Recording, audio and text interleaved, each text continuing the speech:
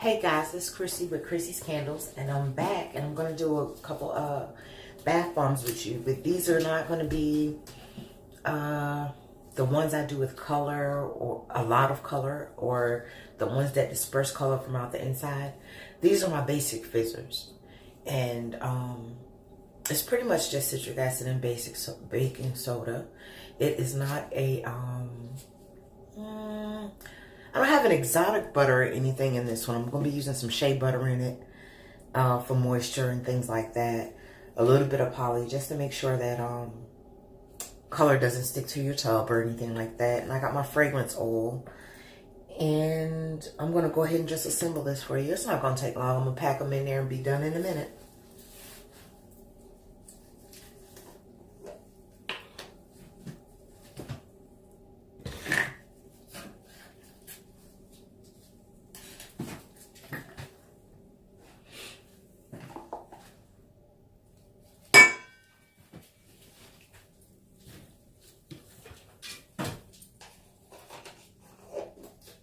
I'm going to mix two purples this time to try to get the color purple that I want.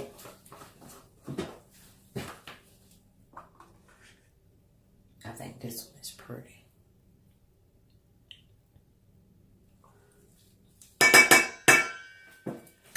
Okay. And you might be wondering why I'm taking this type of steps. It's because I like to mix all my dry stuff first. I like to get it all incorporated really good before I go in with my liquid parts that I have to add. I'm sorry about that noise, y'all. Okay. Let's get this mixed up, and when it looks pretty blended up, I'll start adding the wet ingredients. And keep in mind, if I was going to use like a lot of SLA, which is a bubbling agent, or SLS is actually not approved to be used in the United States, but SLSA is, and it's very gentle for all types of skin. It's very gentle. I think they even put it in, you know, of course, a lot of the bigger products, but it might be in like your bath products or whatever, but it doesn't hurt you on your skin, but when you dump it in here, because it's a powder, the powder will go up into the air, so sometimes you want to wear like a face mask when mixing your bombs, depending on what you're putting in them. So I'm stirring pretty vigorous, but like I said, I don't have anything jumping out at me. Okay, that looks about as well blended as I want to get it. It's like a lavender, but when it gets wet, it'll get a darker purple. So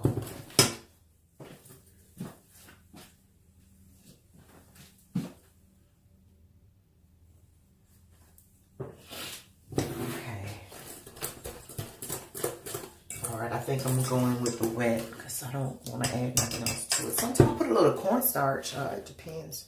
But I don't want that today. All right. I'm going to go ahead and let's get it. Shea butter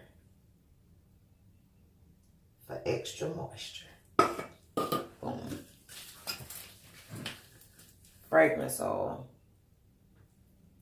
So y'all gonna smell good. A little bit of poly to help out with, like I said, so you don't have a purple tub in the end. Don't want to have a purple tub. Well, you might, but you want it to rinse away. Okay. I'm going to mix this part first.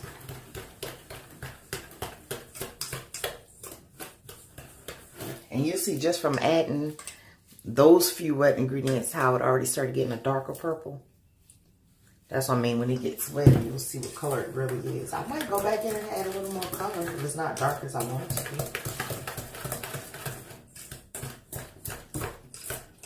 But I scented these with black raspberry vanilla again. It went over really well the first time. Oh, wow. So we're going to try some more.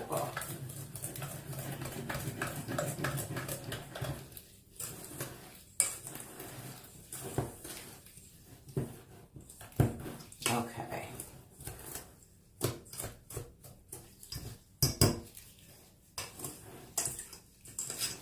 And then I'm going to bring it all together using a little bit of that 91% alcohol I told y'all about. I'm going to use some of that. Some people use witch hazel at this point. Some people use just regular water. Some people actually put all their oils and their witch hazel and all that stuff together and put it in. But like I said, for me, I like to do my dry ingredients first. I like to get most of my wet in. And then I like to go in with my alcohol. And like I said, it's a 91%. I like to go in with this and let that wet it. But it doesn't cause so much of a reaction. Because remember, as soon as water touches that citric acid and that baking soda, it's going to fizz. So you might be trying to put it in a mold, but if you've over wet it, it's going to still react. And I found that the alcohol evaporates really well. So my finished product, once I pick up that tablet disc shaped bath fizzer, it does not have any traces of like an alcohol smell or something like that. It's not going to be on your skin in the bath or none of that. It evaporates. It just helps hold everything together till it dries. Okay, let me get going.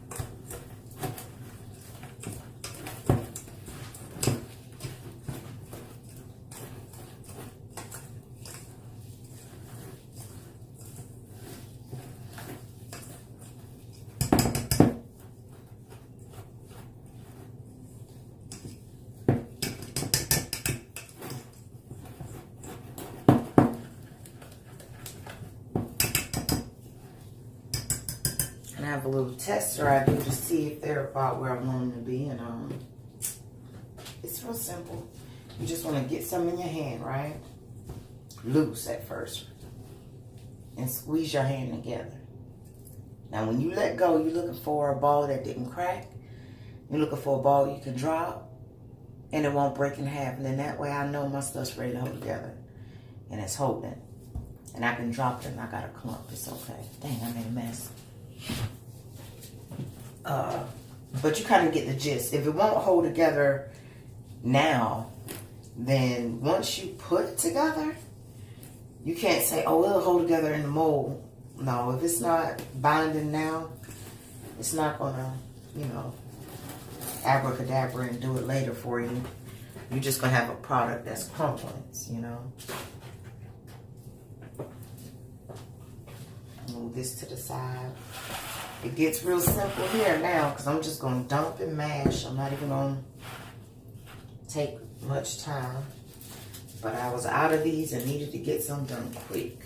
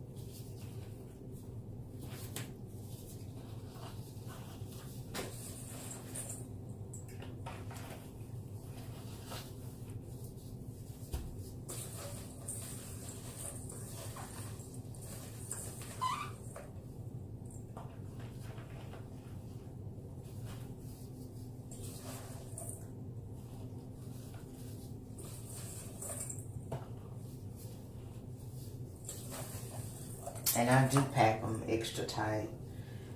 Because these aren't the ones I'm expecting to float or anything. They might, but I just go ahead and pack them. Make them nice and...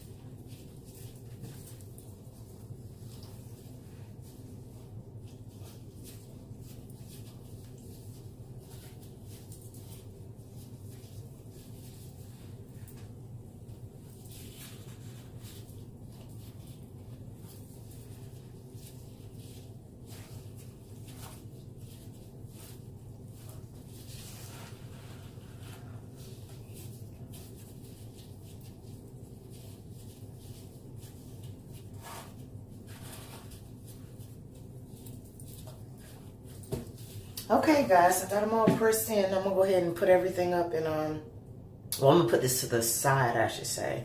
And then wipe down my work area and see what's next. Today's going to be a busy, busy day. I hope you guys enjoyed this video.